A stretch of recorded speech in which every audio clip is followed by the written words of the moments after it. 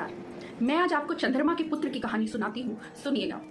एक बार देवताओं ने बृहस्पति जी से आग्रह किया कि आप हमारे लिए यज्ञ कीजिए जिससे कि हम असुरों से जीत पाए।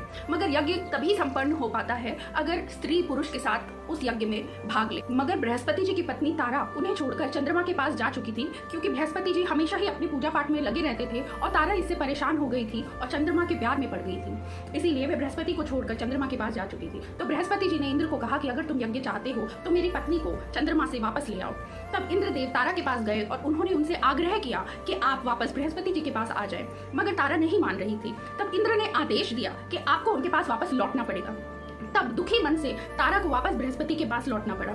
मगर तारा ने एक राज छुपाए रखा कि वह गर्भवती थी। जब तारा को वह पुत्र हुआ तो तारा से पूछा गया कि ये पुत्र किसका है। तब तारा ने कोई जवाब नहीं दिया।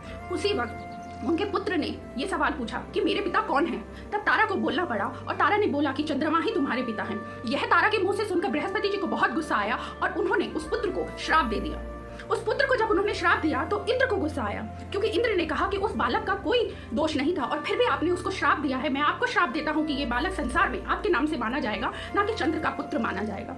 उस पुत्र का नाम हुआ बुध, क्योंकि वह बहुत बुद्धिमान था, उसकी बुद्धि तेज थी। पैदा होते ही उसने अपने पिता का नाम पूछा। इस वजह से, इस तेज बुद्धि की वजह से उसका नाम बुध हुआ और वह बृहस्पति जी के पुत्र माने गए, ना कि चंद्रमा के पुत्र माने गए। जय सनातन, जय मां काली।